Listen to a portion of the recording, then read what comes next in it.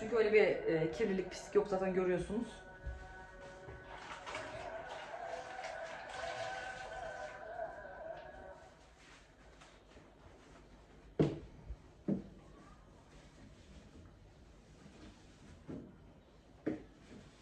Sürdüğüm an bez bile buz gibi oluyor. Bu arada Ankara'da yağmur var bugün. Sizin orada da var mı bacım?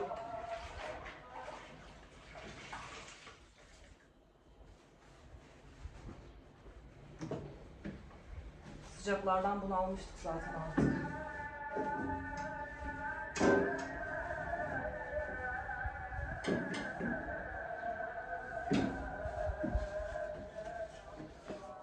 Şuranın jelatinlerini tam sökememişsin hayatım. Buradan beni izliyorsun ya, tam sökememişsin bunları.